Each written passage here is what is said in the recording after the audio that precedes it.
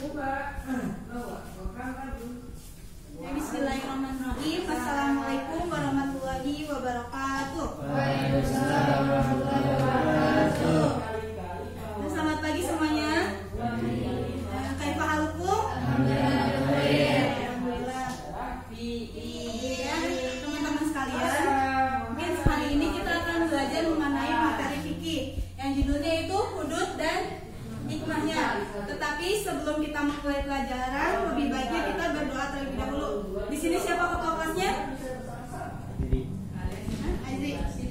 Azri bisa memimpin doa dulu. Istaizu. Siap. Iqra'u doa.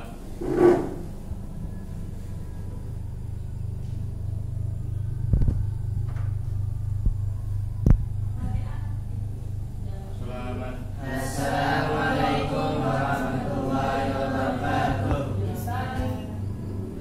Bismillahirrahmanirrahim. Nawaitu ta'alluma wa ta'lim wa tadabbura wa tadhkir wa nafa wa intifa' wa ifadata wa istifada wa athara tamassuki bi kitabillahi wa sunnati rasulih wa du'a'al huda wa dirata wa khairi wa hudati wa sawabi wa qurbi. Rabbi zidni wa warzuqni fahman bi rahmatika ya arhamar rahimin.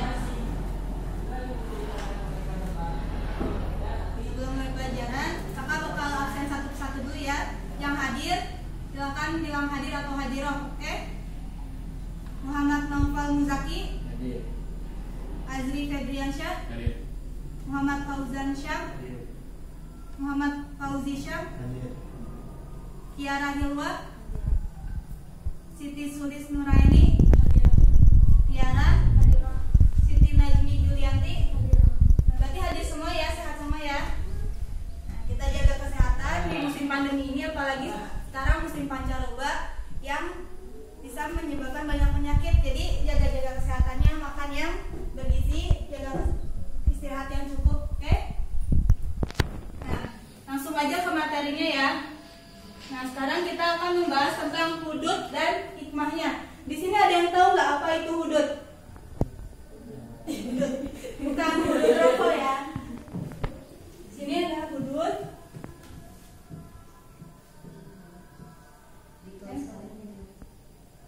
Atau bisa disebut juga dalam bahasa Arab yaitu had, yang artinya hukuman.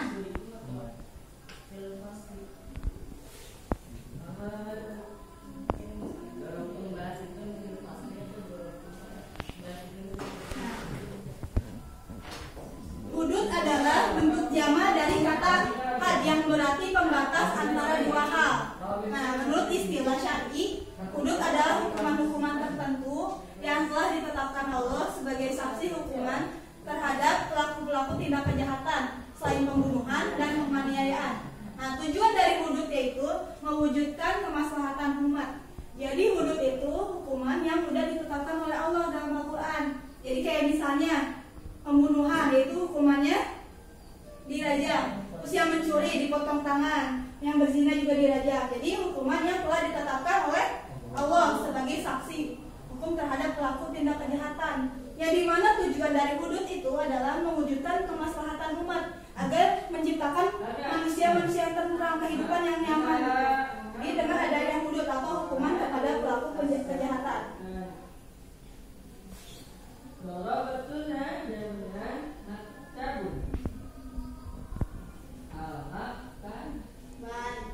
Kelihatan ya? Nah, terus hudud itu mempunyai 6 macam. Ada zina. Zina tahu kan ya, zina itu apa? Tahu, zina itu adalah hubungan antara laki-laki dengan perempuan yang bukan muhrim, yang belum sah menjadi suami istri. Yang kedua yaitu qadhaf. Qadhaf itu yaitu istilahnya yaitu melempar batu. Jadi apa namanya? Menuduh orang lain itu berzina. Jadi dia itu menuduh orang lain berzina, jadi melempar batu. Yang ketiga yaitu meminum khamar. Tahu ya, khamar itu hal yang memabukkan. Yang keempat yaitu mencuri. Yang kelima yaitu bugat. Bugat itu adalah pembangkang kepada pemimpin yang Islam. Jadi dia itu tidak menuruti peraturan Islam. Yang keenam yaitu hirabah. Hirabah itu apa sih namanya, perampokan. Jadi seperti zaman sekarang itu disebut dengan begal. Jadi zina itu ada 6. Zina. Had itu ada 6 macamnya, yaitu zina. Yang kedua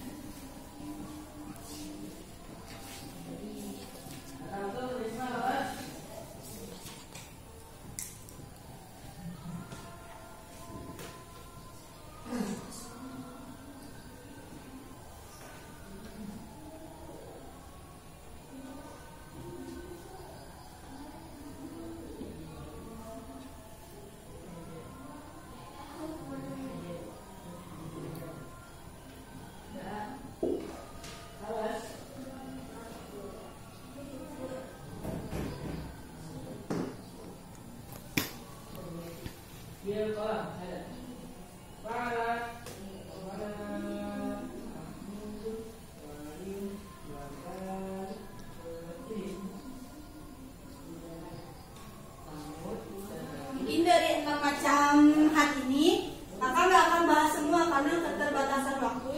Jadi kakak akan hanya menjelaskan tentang zina, meminum minuman khamar, dan hirabah.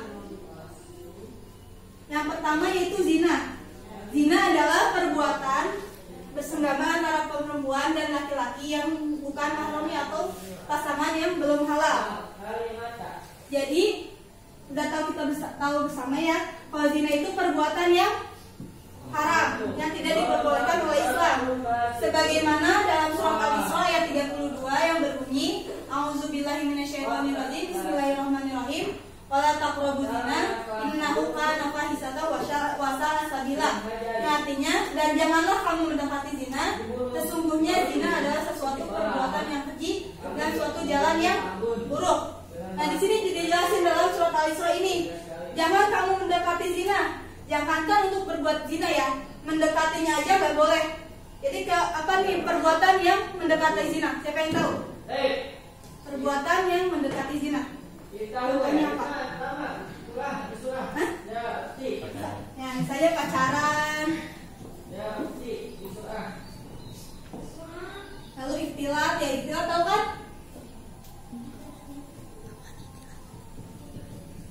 Itu pertemuan antara laki-laki dan perempuan yang bukan mahramnya. Dan lain sebagainya yang di zaman sekarang itu udah banyak nih. Apa sih? Perbuatan yang mendekati zina. Lalu yang kedua, selanjutnya yaitu dasar penetapan hukum zina. Jadi pada zaman Rasulullah dulu itu orang yang berzina itu nggak langsung dihukum, tapi ada syarat-syaratnya kenapa orang yang berzina itu dihukum.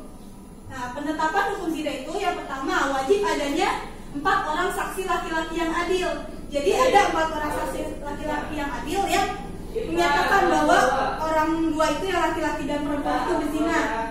Lalu yang kedua itu pengakuan pelaku zina. Jadi pelaku zina itu akan dihukum kalau si pelakunya itu mengaku kalau mereka berzina. Jadi tidak zaman Rasulullah tidak asal menghukum aja gitu dari omongan orang lain gitu, fitnah-fitnah orang lain. Tetapi Rasulullah itu apa sih memantapkan jika mau menghukum apakah orang itu berzina atau tidak. Lalu selanjutnya itu ada macam-macam zina dan hadnya. Nah, macam-macam zina dan juga hukumannya. Yang pertama yaitu ada zina muhsan. Zina muhsan itu adalah perbuatan zina yang dilakukan oleh orang yang sudah menikah. Misalnya suami istri yang berselingkuh misalnya, atau yang sudah bercerai janda duda yang berzina dengan orang lain gitu. Itu disebut dengan zina muhsan. Zina muhsan itu hadnya yaitu dirajam sebanyak 100 kali. Tahu nggak rajam itu apa? Hukuman rajam itu seperti apa? Dilemparin batu ya. Nah, yang pertama itu ada zina muhsan.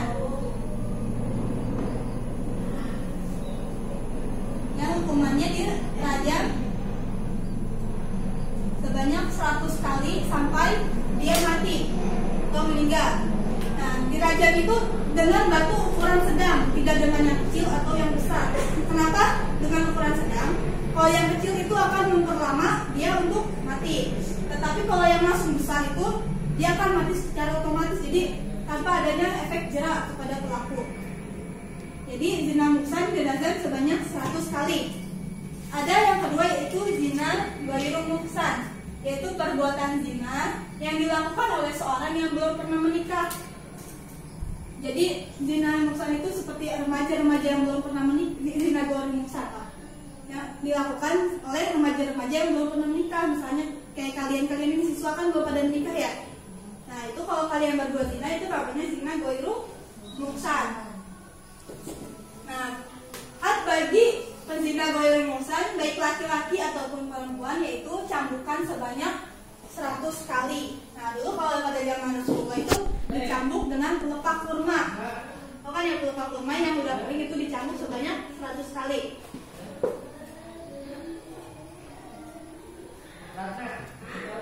Nah pasti dari hukuman itu ada yang dinamakan hikmah. Hikmah dari hukuman tersebut itu apa? Yang pertama, hikmah diharamkannya zina yaitu memelihara dan menjaga keturunan dengan baik. Jadi udah tahu belum kalau misalnya ada orang yang berzina lalu mereka mempunyai keturunan. Nah keturunan tersebut itu tidak bisa bernasab dari bapaknya, tetapi dari ibunya. Misalnya ada yang dilahirkan biasanya kan orang itu bin ya. Ini kalau anak dari perbuatan ini itu tidak bisa ke bapaknya, jadi binti ke ibunya. Misalnya anaknya laki-laki namanya Fulan ya gitu, dia nggak bisa dengan bin, misalnya bin bapaknya siapa gitu, itu nggak bisa, tetapi harus dengan nasabnya kepada ibunya yaitu binti, misalnya ibunya siapa ya, Fulin, misalnya Yuyun gitu ya, binti Yuyun gitu. Jadi misalnya dia laki-laki pun tetap nasabnya kepada ibunya. Jadi kita tuh dari diharamkannya perbuatan zina yaitu memelihara dan menjaga keturunan dengan baik. Jadi keturunan kita selanjutnya pun akan baik, tidak dari perbuatan yang haram dari zina tersebut. Yang kedua yaitu menjaga harga diri dan kehormatan sebagai manusia, terutama kepada kaum wanita. Kenapa kaum wanita nggak boleh berbuat zina? Karena dari perbuatan zina tersebut yang paling dirugikan yaitu kaum wanita. Nah, karena wanita itu diibaratkan sebuah permata yang harus dijaga dengan baik, oke? Jadi kalian jangan sampai ada yang berbuat zina ya, nauzubillah. Yang ketiga yaitu menjaga ketertiban dan keteraturan rumah tangga. Yang keempat, memunculkan rasa kasih sayang terhadap anak yang dilahirkan dari pernikahan yang sah. Jadi biasanya kalau anak yang dari perbuatan zina itu kurang kasih sayang dari orang tuanya. Nah, beda dengan anak dari pernikahan yang sah. Dari tadi tentang zina ada yang mau ditanyakan nggak? Ada paham semua? Alhamdulillah ya. Materi yang kedua yaitu tentang meminum minuman keras atau meminum khamar.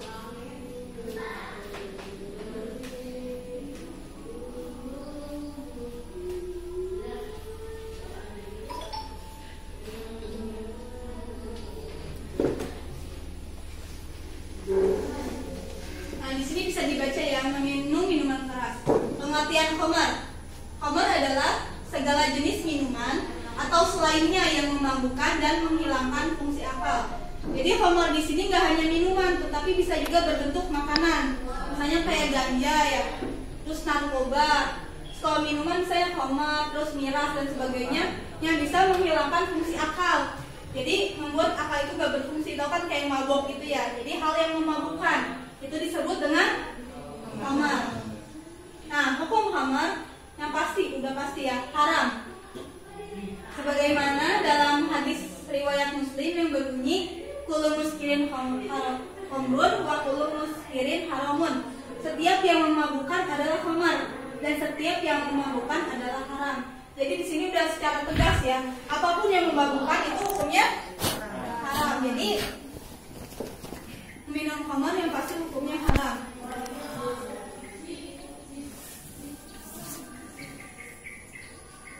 selanjutnya yaitu had meminum khamar, hukuman dari minuman khamar. Sabda Rasulullah SAW dari Anas bin Malik radhiyallahu anhu dihadapkan kepada Nabi SAW seorang yang telah meminum khamar. Kemudian beliau menjilidnya dengan 2 tangkai pelepah kurma kira-kira 40 kali. Ada yang tahu nggak menjilid itu apa? Nah, itu kan dijawab dengan pelepah kurma. Jadi menjilid itu adalah dicambuk dengan 2 tangkai pelepah kurma sebanyak 40 kali. Jadi hukuman bagi pelaku minuman khamar yaitu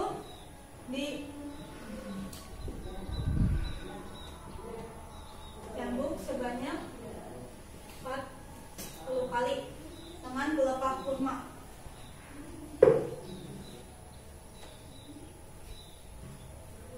Selanjutnya itu hikmah diharamkannya yang minum khamar. Yang pertama, masyarakat terhindar dari kejahatan seorang yang diakibatkan pengaruh minuman khamar. Nah, kenapa masyarakat terhindar dari kejahatan? Biasanya kan kalau yang meminum khamar itu jadi mabuk, dia kehilangan fungsi akalnya. Nah, biasanya dari meminum khamar itu timbullah kejahatan-kejahatan lainnya. Misalnya, dia sampai ada yang kalau sekarang itu akibat minum khamar ada yang sampai memperkosa orang lain dan lain sebagainya. Nah, yang diperkosa itu misalnya melarikan atau frustasi, dia bunuh diri dan lain sebagainya. Jadi efek meminum khamar itu banyak kejahatan-kejahatan lainnya, akibat-akibat lainnya dari meminum khamar tersebut. Lalu yang kedua yaitu menjaga kesehatan jasmani dan rohani, karena udah pasti ya kalau meminum khamar itu merusak fungsi otak, yang dimana merusak jasmani kita dan juga menghilangkan iman kepada Allah. Karena kita telah meminum minuman yang haram, jadi merusak rohani kita juga. Yang ketiga yaitu masyarakat terhindar dari siksa kebencian dan permusuhan yang diakibatkan pengaruh khamar. Nah, biasanya terhindar dari siksa kebencian. Biasanya orang-orang yang meminum khamar itu kalau di masyarakat dihindarin kan ya, kayak diasingkan, dia tuh meminum khamar tuh jangan ditemenin misalnya gitu. Nah, dari situ masyarakat terhindar dari sifat kebencian jadinya, dan saling benci pada orang lain. Yang keempat yaitu menjaga hati tetap bersih dan dekat kepada Allah. Jadi kalau kita menjaga dari perbuatan yang haram, pasti hati kita bersih, dekat terus kepada Allah. Jadi yang pasti kita harus menjaga perbuatan yang diharapkan oleh Allah. Nah, dari tadi khamar ada yang ditanyakan nggak? Ada yang mau ditanyakan?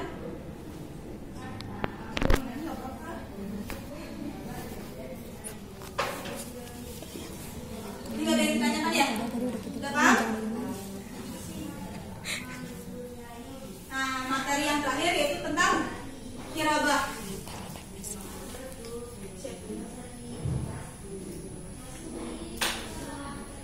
Muhammad Fauzi Syam, coba baca apa pengertian dari kirabah.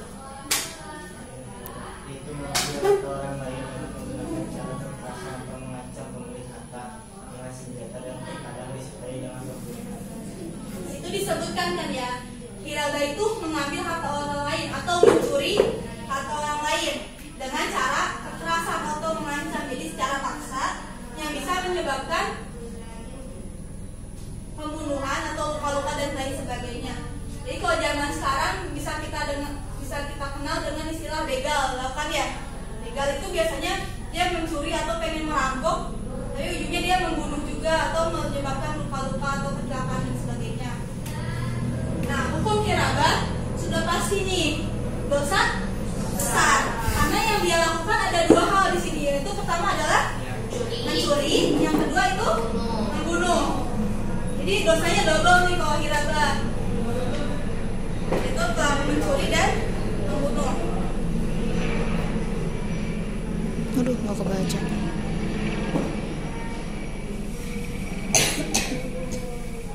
Nah, yang hukuman dari kirabah itu ada 4. Yang pertama, kepada pelaku yang merampas harta, terus dia juga membunuhnya. Jadi dua-duanya dia lakuin. Pertama mencuri hartanya, yang kedua yaitu membunuh pelaku juga, pelaku korban. Nah, hukuman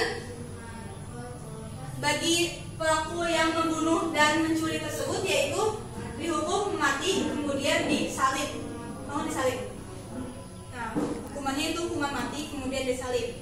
Lalu ada jika tidak sempat merampas harta tetapi dia membunuhnya.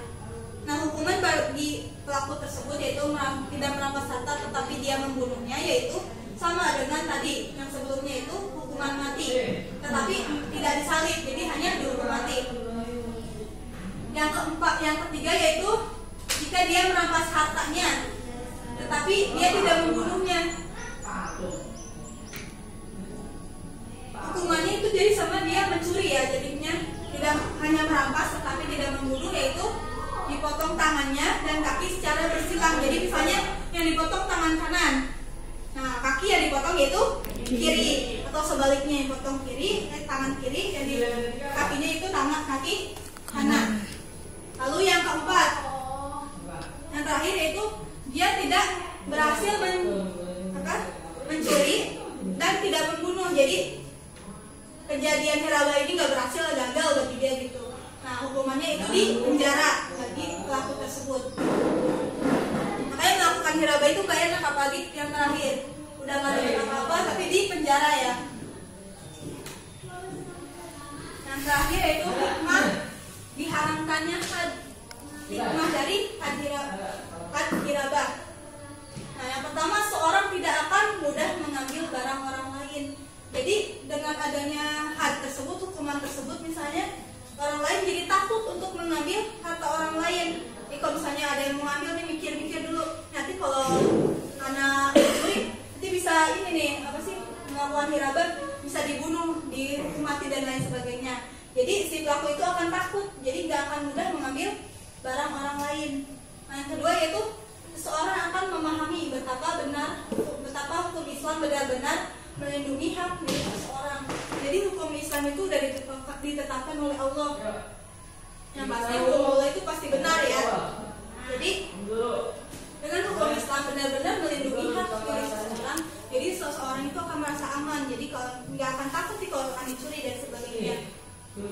Yang ketiga yaitu menghindari manusia dari sikap malas. Dengan adanya had hiraba, orang-orang akan malas berbuat mencuri, nggak akan memiliki sikap malas.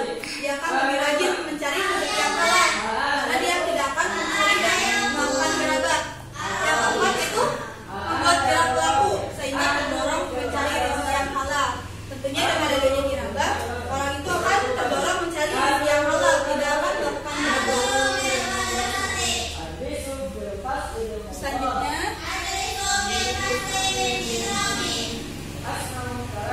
mungkin cukup sekian materi yang bisa kakak sampaikan pada hari ini tentang had dan hikmahnya. Di sini ada yang mau bertanya nggak dari semua materi tadi? Ada yang mau ditanyakan?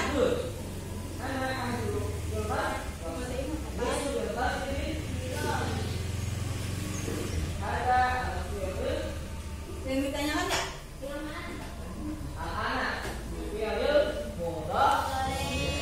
Dari tadi tentang zina, meminum khamar dan hiraba.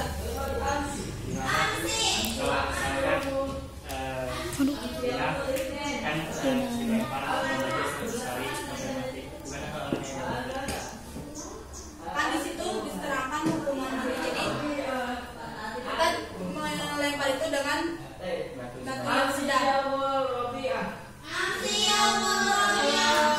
Pernah baca gitu, jadi dia tuh dikumpulin, saya di tengah lapang gitu ya, di antara banyak orang. Nama-nama sih dari satu, ya jadi yang melempar itu hanya satu orang, tapi banyak bisa banyak selalu sekali. Belum nggak mati biasanya.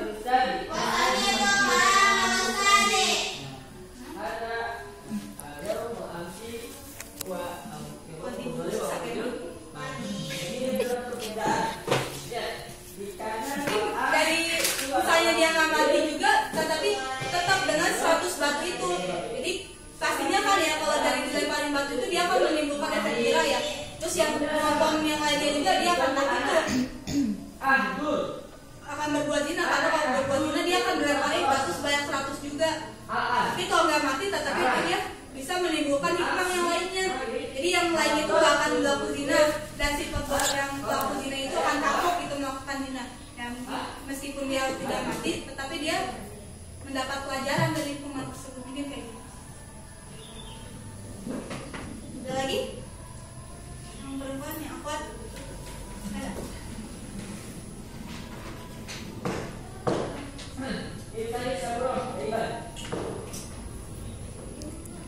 Mungkin cukup sekian yang bisa kakak sampaikan ya untuk hari ini. Terima kasih banyak untuk partisipasinya. Mungkin ada sedikit tugas nih dari tadi materi tadi, yaitu nanti tugas untuk di kamarnya masing-masing. Ini apa sih? Contoh dari perbuatan yang 3 tadi, terus yang dicontohkan dari kehidupan sehari-hari, apa sih kejadian sehari-hari. Dari 3 perbuatan tadi, dari zina, minum khamar, dan diragam.